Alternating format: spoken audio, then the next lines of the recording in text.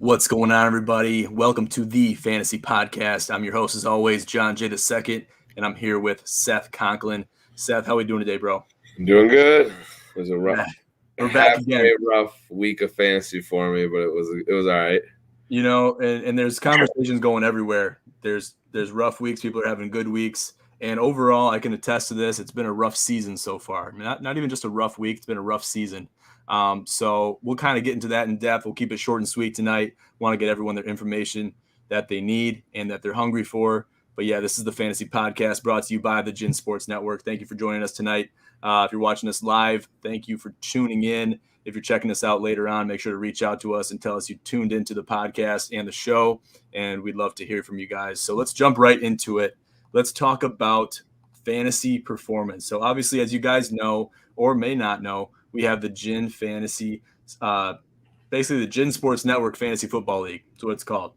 And we have different players, different teams, and things like that. So Seth's a part of a lot of leagues. This is one of a few leagues that I'm in and I'm a part of. Because if I get into too many leagues, it's too jumbled up and I can't focus on what I'm doing. Seth is a fantasy insider. So he is an expert at this stuff. He can handle probably 20 teams if he had to. So Seth, I'll let you talk about it first and I'll get into my team. But how has your fantasy experience been so far, I guess specifically in the GIN Fantasy League and in other leagues too?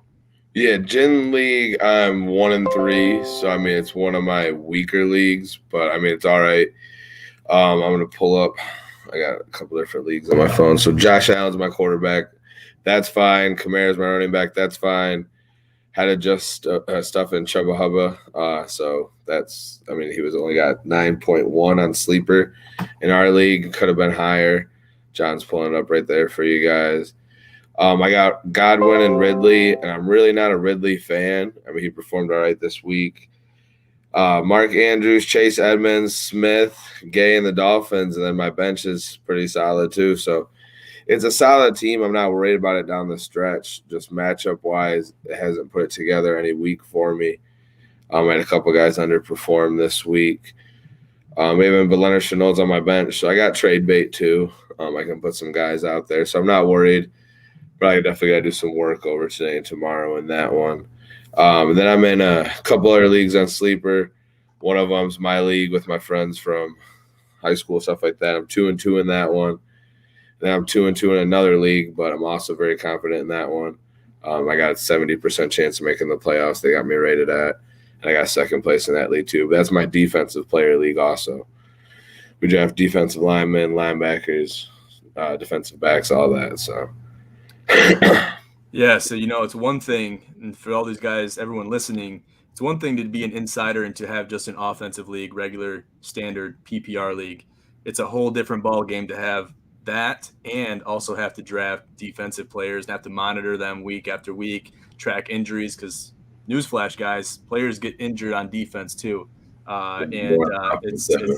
It's just kind of one of those things where it adds a completely different spin on the entire fantasy experience. I've never been a part of one of those leagues, and they're probably not very popular with most people that are just and we coined this term last week, the fair weather fantasy player. This type of league that Seth is alluding to is not for the fair weather fantasy player. So Seth, could you talk to a little bit more to that? What else does it include having to be a part of a defense league along with the PPR and all the offensive players too? Yeah, I would say you just gotta actually like the NFL. I mean, love the NFL, not just like fantasy or like watching your home team. Like you gotta care about. Like I'm a big Eagles fan, but I have favorite players all around the league. I'm a big Diggs fan, Stephon Diggs, a big Josh Allen guy too. Like I said, I got him in our league as my quarterback. So I'm a big Baker Mayfield guy too. So I do like a lot of guys around the league. So it's easy for me to care about other teams, even though I wouldn't root for them on any given Sunday. But to say, it's a lot of tackles. Tackles add up the most. So even if you have a defensive back that gives up a lot of catches, as long as he tackles the guy right away, you're still getting points. So it's a lot of stuff like that. It's PPR. It's definitely, I think it's more fun as long as you like football, it's more fun to me. I mean, I'm a diehard football guy. Like if you follow who the Cowboys are going to draft or who the Steelers are going to draft or who the hot defensive guys are that are young, because that's also a keeper league too. But we only keep 2 on offense, 2 on defense. So that way it keeps the draft fun every year too, and you can only keep a guy for 3 years. So, that's nice. So yeah, you can pick who you keep though, right? Yeah, okay. But you can't keep anybody that was drafted in the first or second round, where they were traded to you or you drafted there. So that way it keeps the draft fun. So it keeps the top guys in the draft, or maybe the top guys, but because a lot of the times the guys drafted in the 3rd or 4th round are top. Like I got Stephon Diggs last year, in the 4th round, so he's one of my keepers in that league. Who was my other one? Oh, and Justin Jefferson. I drafted Justin Jefferson. He was a rookie last year, so I got him in the 9th round or something like that. And he put up 1,100 yards and 7 touchdowns, or 6 touchdowns, something like that. Might have been 8 even. I don't know. Yeah, see, that's where it comes into, the whole aspect of picking those sleepers early in on the draft. You got to scroll down a little bit more. You're not going to find those top players a lot of times right there at the top of your list. It looks good. It's good eye candy, especially for the fair weather fantasy people. But the true fantasy people are scrolling a little bit. They know the players that are coming out. They know the ones that are coming out of college that have some serious threat potential. And those guys are going to succeed, and those guys are going to be the ones that make it in the postseason. They're contending for the championship. So, like Carter this year, even he's a sleeper. He hasn't done much yet, but he's good. He's about to start. He's about to take over the reign. If you watched any games of him, if I remember correctly, I'm pretty sure it's UCLA. But if you watch any of his highlight film from there, you would be like, all right, yeah, this guy's going to ball in the NFL no matter what team he's on. So I didn't draft him, honestly, and I think I only got him in 1 league. But I should have been a little bit bigger on him, I think. I'm going to go after him in a couple of leagues for trade this week. So 100%. Good stuff. All right, well, that leads us into player predictions going forward. What players have succeeded? Which players have excelled and exceeded your expectations going forward or so far? And who are you looking at going forward to increase their fantasy stock? So Mike Williams, he's not going anywhere. The coach on the Chargers, they even said, which we're testing to later, I'm going to touch on it must now, is Austin Eckler and also Mike Williams. He said both of them are going to be big plays. Both of them are going to be getting the ball.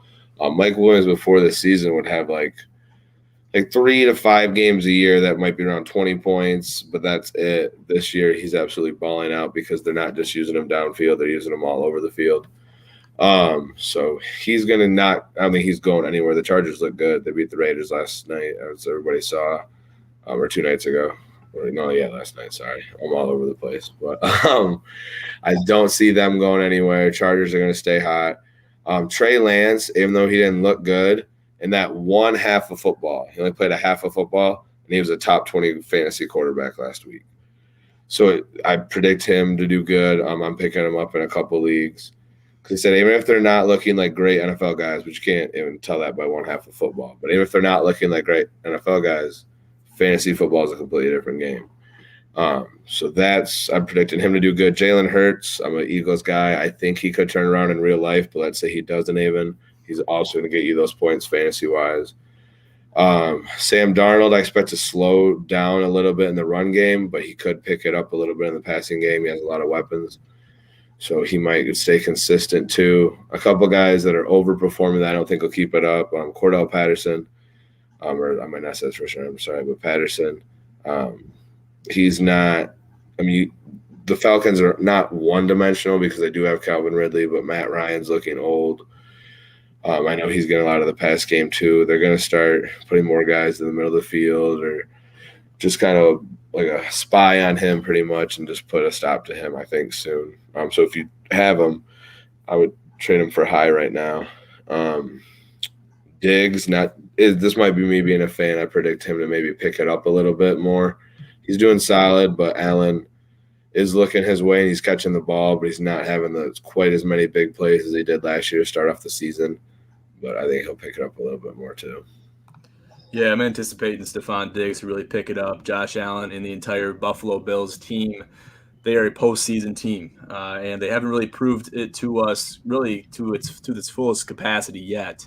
But I'm anticipating this year to really see them. They've had their trials, they've had their tribulations.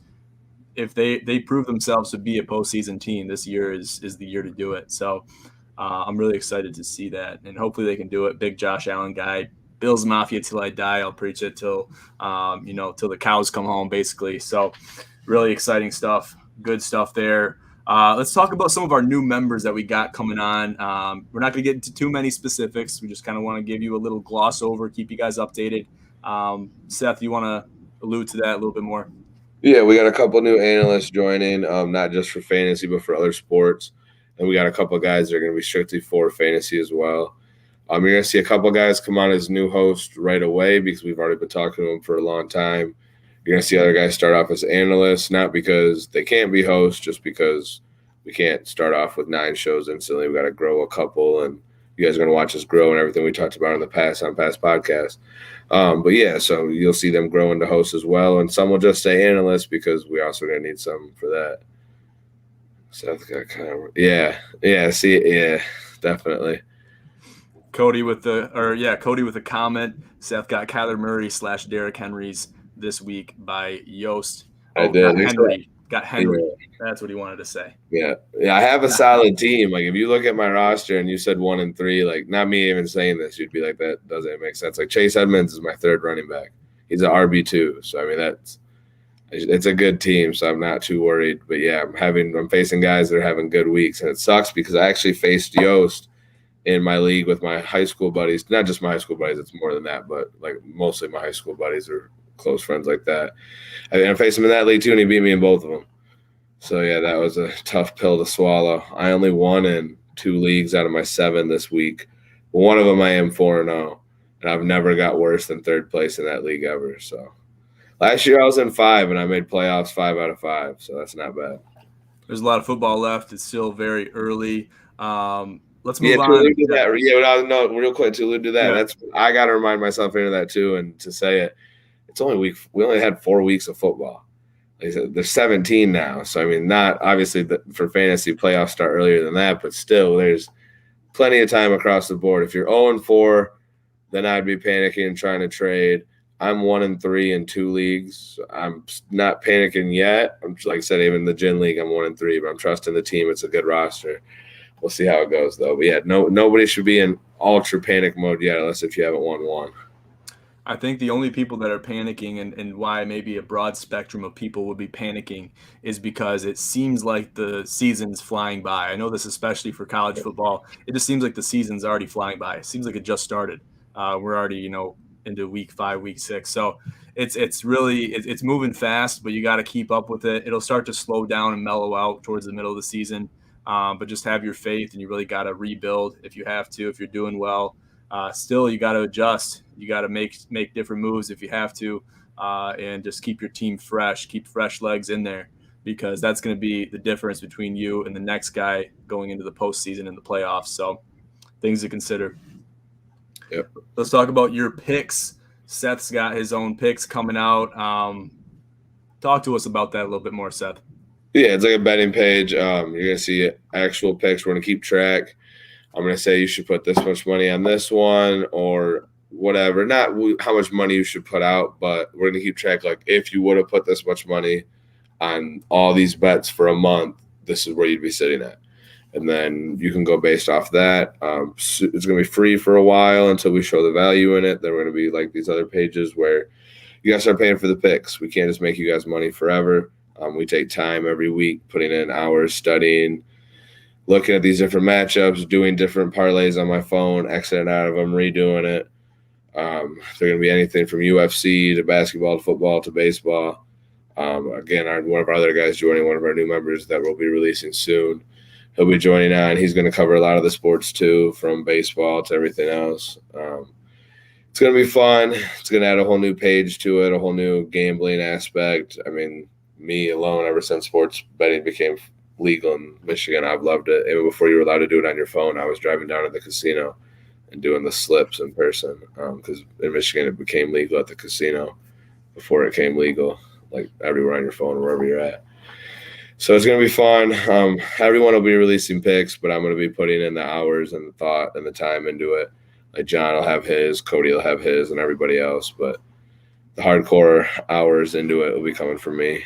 Jalen Waddle won me a lot of money week 1. I knew he was going to score a touchdown. So I just get gut feelings and kind of go with him. So you guys will be able to take part in those gut feelings. That's what you have to do, and you have to ride the weight. You have to ride the heat, and a lot of times that's how the bets are constructed. Obviously, a lot of homework, a lot of research goes into making those picks week after week. And there's going to be hot streaks, there's going to be cold streaks, but mostly it's going to be hot streaks. We're going to be putting the work in, putting the hours in, like Seth said, and we're going to be releasing these picks as a group, as an organization. So it's going to be basically our reputation as bettors, as sports handicappers, will be riding on the backs of ourselves. And it'll be riding on our reputation as, like I said, as sports bettors to the community that follows us and tracks us week after week. So really excited for that. And we'll give you guys more information on that in future podcasts and in future posts. So make sure you stay tuned to all of our social media and all of our podcasts throughout the Gin Sports Network to give you that information and that insight. So we'll keep you guys posted as new events and new updates come and arise. Let's talk a little bit more fantasy before we wrap this up. Like I said, we're going to keep this short and sweet tonight. It's late. We want to kind of, get these down to a time frame where it's specified each week. Some weeks we might go an hour. Some weeks we might go 20 minutes. Like this week, sometimes it might be in that middle range zone, 30 to 40 minutes, somewhat of what Cody and I, we keep our podcast, the Gin College podcast, try to keep that around 30, 40 minutes. But it differs. You never know. You might go off on tangents, start talking about some interesting topics, have some good comments in there where you got to take some more time to talk about them. So the last fantasy thing we'll leave you guys with is Austin Eckler and his fantasy stock. How much did it increase last night against the Raiders? It's a stellar performance. And these Chargers, this Los Angeles Chargers team, they really proved themselves to be a elite team, an elite franchise. What do you see in Austin Eckler and the entire Chargers team as far as fantasy stock is concerned? So Mike Williams is going through the roof. Justin Herbert's not going anywhere either. And Austin Eckler's Alvin Kamara of the team. They pass the ball to him. He runs the ball. He's elusive. He's the Alvin Kamara 2.0, or not 2.0, but Alvin Kamara for a different team. He's been climbing. It's definitely through the roof. I wouldn't trade him if you own him. I went after him in a couple of leagues and was told no, he's not reachable. I even offered Stephon Diggs and somebody else for him in one of my leagues. So that didn't work out. So, yeah, I wouldn't trade him either if I had him. He's not going anywhere. Washington football. Yeah, no, that is true. Team defenses are weird this year. Like I said, tight ends are weird. Team defenses are definitely weird. And to be honest, if you have the right kicker on a couple of teams, it's make or break in your team. That's why some people hate kickers, but I like it because it kind of makes you think about it. Like, even if the kicker's not super good, if a team consistently does not score in the red zone, you're going to get a lot of kicker points. It's 3 points every time they don't score. Team defenses, there's a couple not living up to the hype. Miami's doing decent, but they were supposed to be doing better than what they are as well. And a couple teams are overperforming. Like if I'm drawing a blank, who's Diggs' brother play for? Trayvon Diggs. Give me a Google real quick, John. I'm having a brain fart. I think he's had a pick almost every game. Cowboys. Yeah, he's had a pick. Yeah, I should have known that. But he was having a pick more than every game, or at least every game so far. So that's a lot of fantasy points for that defense too, even though they've given up a couple of games. They've given up a lot of points. It's still, even if they didn't get you a lot of points that week, if they didn't have the interceptions or the sacks, you might have lost points because sometimes the team defense will get you negative too. So, yeah, it's definitely all over the place. And my last prediction, I know we're going to leave it on Eckler, but I got to say this, is if Derrick Henry keeps getting as many touches, I'm the biggest Derrick Henry guy in the world. He's a workhorse. He's a freak of nature. Look at his body. But I don't care how big you are. If you're getting as many touches as he is, you're not going to live up to the whole season. So last pick of the night is get Derrick Henry's backup if nobody's got him in your league. I think he's only rostered in like 17%, just because it's impossible. I mean, they might, if they're going to make the playoffs, they might sit Derrick Henry 3 to 4 weeks in the end of the season anyways. I mean, they've never done that before, but he's on pace to get like the most touches all time by like 100+ touches. So you can't carry the ball like that. It's just impossible. What do you have to say about the Tennessee Titans losing to the New York Jets? Julio Jones and A.J. Brown were out. They still should be able to handle it, but if you're missing your top 2 wide receivers, I understand somewhat. And Wilson didn't look – I mean, he didn't look all put together that game, but he didn't look terrible either when he needed to make a couple throws. He did put the ball where it needed to be. That's why even early in the season where I know he threw 4 picks, but it happens. Like Darnold threw it's Darnold's second game of the season, Monday Night Football, if I'm not mistaken. At the second game of his career, Jets Monday night, he threw 4 or 5 picks as well. Everybody was hard on Darnold. Look, he got away from that coach, which they have a different coach now at the Jets and a different GM, which I do think the culture might switch there. But look at that. Once he got away from Adam Gase, now Darnold's on the Panthers. We're talking about him as a top 10 fantasy quarterback. So yeah, it's getting away from sometimes the bad environment, sometimes an environment. This is kind of, I call it the Matthew Stafford syndrome. If you can get out of that environment and find a environment where you're going to succeed, you're going to excel more, where you could resonate with the team, find better team chemistry. You could have a terrible player that appears to be terrible just because they're playing for the wrong team, playing for the wrong franchise. And you might not even say they're playing for the wrong franchise. They just find their stride a lot better with a different franchise compared to one or the other. So a lot of determinations and a lot of conclusions can be made sometimes early by saying, "Oh, this player is trash. They're washed up or whatever." They might just be playing for the wrong team. They just need to find their spot on the puzzle and fit in and make it work wherever they're at or wherever they're moving to. And we see that multiple times over and over, especially this year, and especially in the quarterback position this year for NFL quarterbacks finding their spot. Yeah, sometimes players ask to leave, sometimes they're forced out. Like even Chip Kelly on the Eagles back in the day, he completely came in and dismantled that whole team. That was LaShawn McCoy was on season 5 or 6 of 1,000+ yards from scrimmage. He had 8 in a row. Like he's a Hall of Fame running back. He's not going to be first ballot or fifth ballot, but he won 2 Super Bowls. Yeah, I know he didn't play a single down in either of the Super Bowls, but he had, like I said, I think 15,000 total yards from scrimmage, 8+ seasons of 1,000 yards in a row from scrimmage. I mean, great player, and Chip Kelly traded him for nothing. Jordan Matthews was coming off an 1,100-yard season year. Chip Kelly traded him for nothing. So it's like a lot of these times players are forced out. Sometimes they are made to leave. So, or I mean, sometimes request to leave. Like, yeah, 100%. Different scenarios for different circumstances. And I just want to see every quarterback have their opportunity sometime in the NFL to reach their stride, to find their good season, to reach their pinnacle, and to reach their highest potential for whatever team they play with. So we're seeing that a little bit, and we're seeing the adverse effects of that also. So good deal, good stuff. All right, guys. Well, that brings us towards the end. Seth, do you have anything you want to say before we sign off today? No, I'll have a pick list coming out for you guys. I'll have a 1-game parlay for Thursday's game, and then we'll be dropping parlay picks for Sunday on Saturday night, Sunday morning. Some of these betting websites don't release all their parlay picks until Sunday morning, so some of them got to wait till then, whether we like it or not. Yes, sir. Yes, sir. Looking forward to that. Just something that's kind of off the wall that I want to share on this podcast specifically. You'll be hearing about this a lot more too. The Turkey Bowl is coming back to Gin Promotions and the Gin Sports Network, so look out for that coming in November sometime. Seth and I have began conversations about that. The want for that has been immense, and a lot of people have been blowing up my messaging box, my mailbox, and they want the Turkey Bowl back. And I think that's a tradition we're going to start and keep here at Gin Promotions. We really want to have that be a thing year after year. So stay tuned for that. Stay tuned for the picks coming out very soon, the betting packages that will be coming soon after that. And yeah, stay posted to the Gin Sports Network and all of our social media for all updates regarding everything that we're doing over here. We're doing big things. A lot of stuff is happening in the works, behind closed doors, in the trenches. So stay tuned, and we're excited to have you guys with us. So I'll leave it at that, guys. Thank you for tuning in to the Fantasy Podcast presented by the Gin Sports Network. I'm your host, as always, John J. II with Seth Conklin. Have a great night. You guys have a good one.